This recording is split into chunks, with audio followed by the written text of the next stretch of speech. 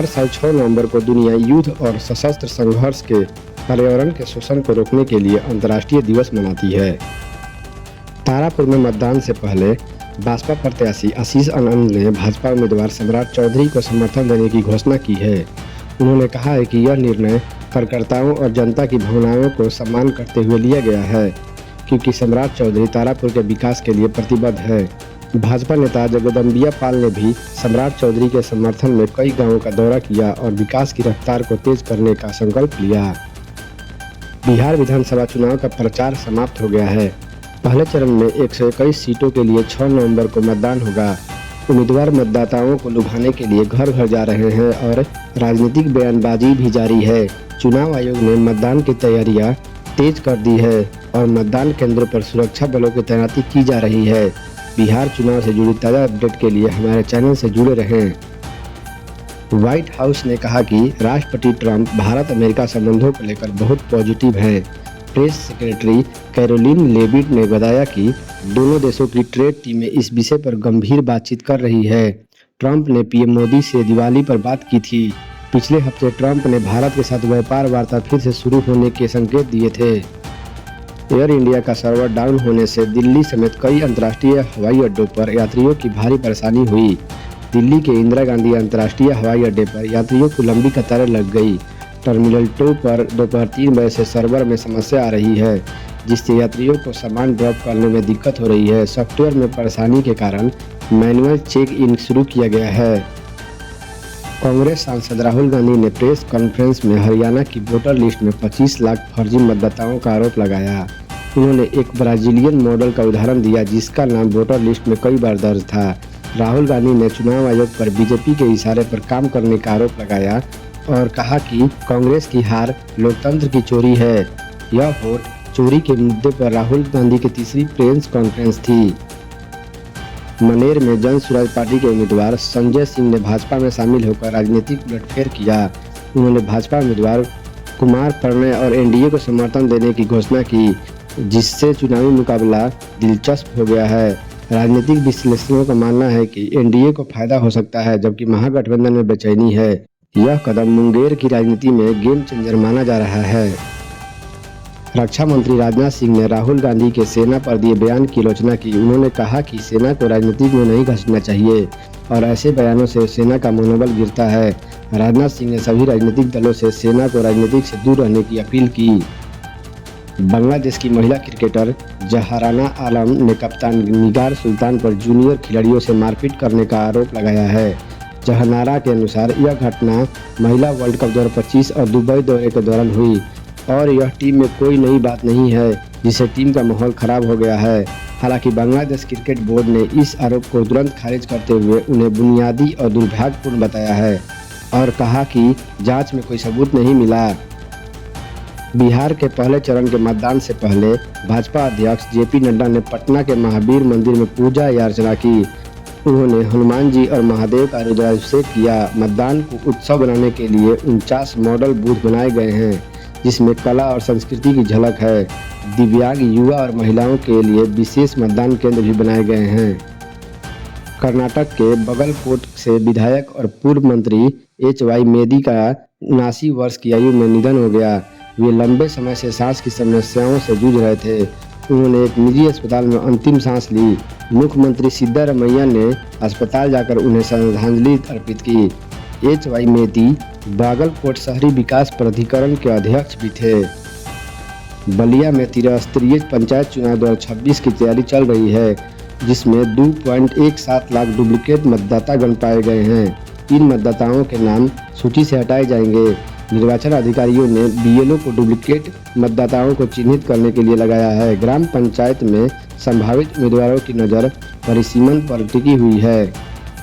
Supreme court ने Mahadev betting app के सह संस्थापक रवि उप्पल को ढूंढने के लिए ED को सख्त आदेश दिए हैं। उप्पल, जो सफेद पोश अपराध का आरोपी है, भारतीय एजेंसियों को चकमा देकर दुबई से भी फरार हो गया है। कोर्ट ने कहा है कि ऐसे अपराध जांच एजेंसियों के साथ नहीं खेल सकते और उनकी याचिका खारिज कर दी गई। गुरु नानक देव की 556वीं जयंती पर देश भर में जश्न का माहौल है। इस अवसर पर भारतीय श्रद्धालु पाकिस्तान स्थित ननकाना साहिब के दर्शन के लिए गए। केंद्रीय गृह मंत्रालय ने 2100 लोगों को अनुमति दी थी, लेकिन पाकिस्तान ने 14 श्रद्धालुओं को प्रवेश देने से इनकार कर दिया। पाकिस्तान का कहना है कि वे लोग सिख नहीं बल्कि हिंदू थे। इन 14 लोगों को वापस लौटा दिया गया है। मुख्यमंत्री नीतीश कुमार ने ठाकुरगंज में कहा कि 2005 से पहले बिहार में भय और भ्रष्टाचार का माहौल था, जिसे उनकी सरकार ने खत्म किया। उन्होंने अपनी सरकार की उपलब्धियां गिनाते हुए कहा कि शिक्षा, स्वास्थ्य और रोजगार के क्षेत्र में कई काम किए गए हैं। उन्होंने विपक्ष पर परिवारवाद को बढ़ावा देने का आरोप लगाया और एनडीए प्रत्याशी को जिताने की अपील की।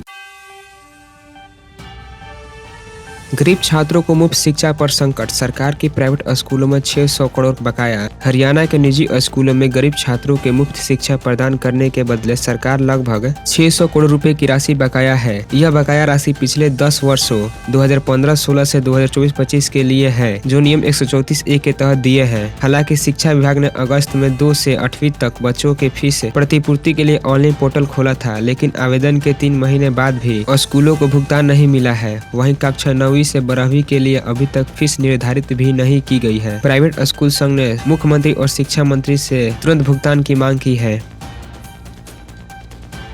जयपुर के स्कूल में छात्र की मौत मामले में शिक्षा विभाग ने शुरू की जांच। जयपुर के एक नामी स्कूल में कक्षा 4 की एक छात्रा की संदिग्ध मौत के मामले में शिक्षा विभाग और CBSI की टीम ने जांच शुरू कर दी है। पुलिस ने स्कूल प्रबंधन से बयान लिए हैं और मनोवैज्ञानिक की मदद से घटना के कारणों का पता लगाने की कोशिश की जा रही है। जिला शिक्षा अधिकारी के अनुसार प्रारंभिक जाँच में पता चला है कि कक्षा में कुछ बच्चों द्वारा अनुसूचित शब्द के इस्तेमाल से शिकायत मिलने पर शिक्षक ने सभी बच्चों को समझाया था। हालांकि बच्ची के परिवार ने स्कूल पर बच्ची के साथ बुलिंग और शिकायत की थी और CCTV फुटेज साझा न करने का आरोप लगाया है। पुलिस अभी भी सभी पहलुओं की जांच कर रही है।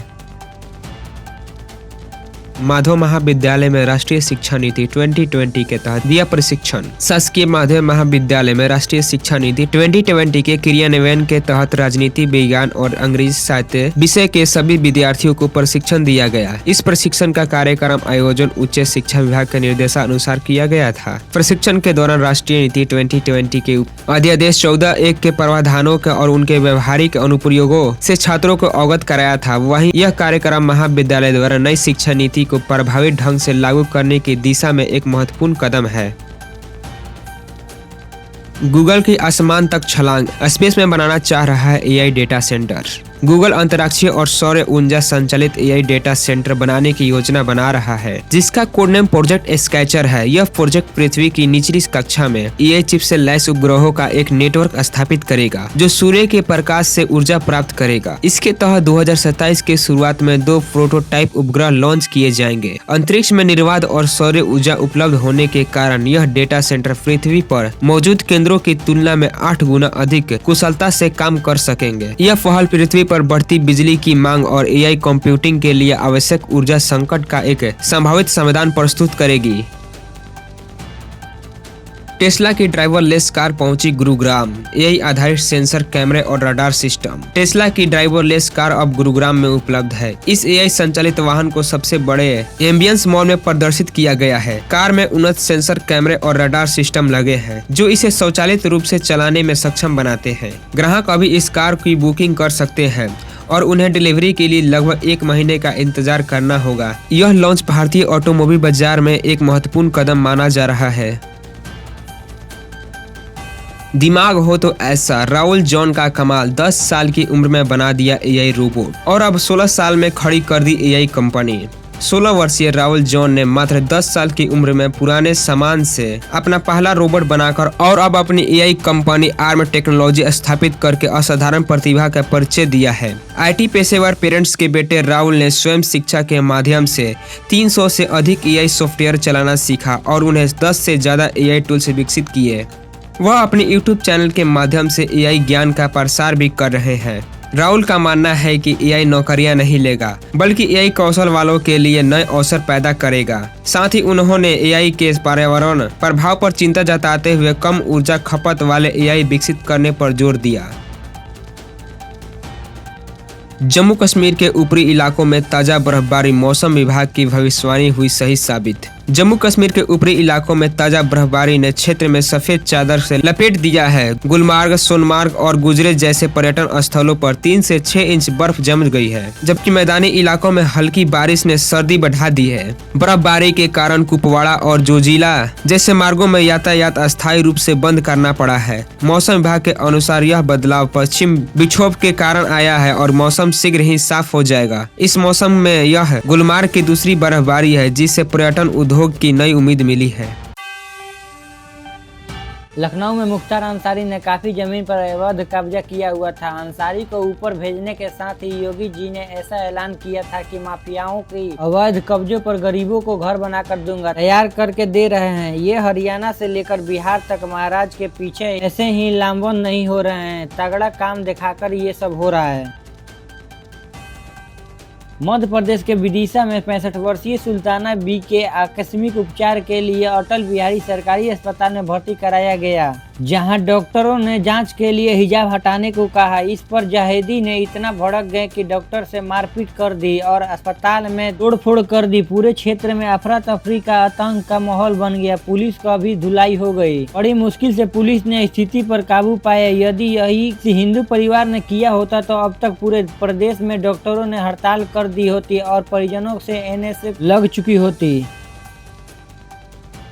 नेताओं के रैली का हिस्सा बनने से ज्यादा जरूरी अपने जान का हिफाजत करना। एक खुद घटना तेजस्वी यादव की रैली में सामने आई है, जहां एक युवक छज्जी के रास्ते छत पर चढ़कर की कोशिश के में नीचे गिर जाता है। ये MRD इंटर कॉलेज कांटा गायघाट मुजफ्फरपुर में की है। नेताओं के चक्कर में अपनी जान जोखिम में न डालें।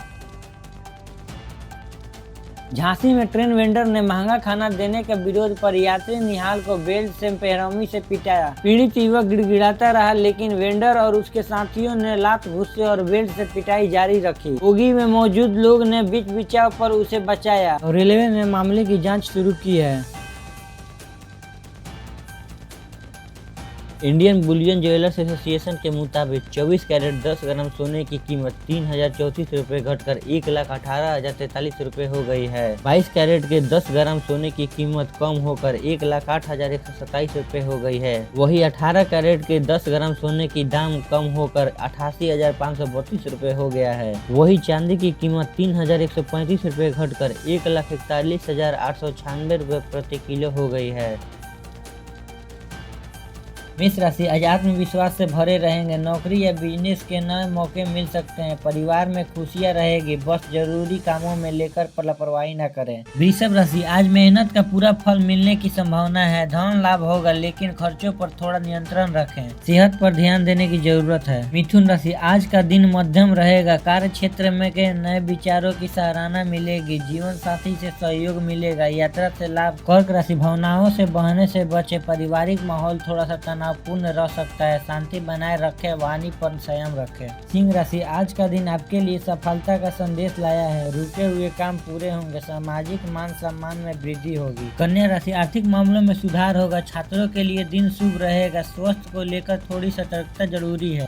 तुला राशि आज किसी पुराने मित्र मुलाकात हो सकती है। इन संबंधों में मधुरता बढ़ेगी। दफ्तर में वरिष्ठों का सहयोग मिलेगा। धनु राशि आज का दिन भाग्यशाली है। लंबे समय से अटके हुए कार्य पूरे होंगे। नई योजनाओं में सफलता मिलेगी। मकर राशि परिवार में मेल जोल बढ़ेंगे। किसी बड़े अधिकारी से मुलाकात लाभदायक रहेगी। खर्च अधिक हो सकता है। कुंभ राशि आज मन प्रसन्न रहेगा। कार्य क्षेत्र में नई जिम्मेदारी मिलेगी। धन लाभ के साथ यात्रा के योग भी है।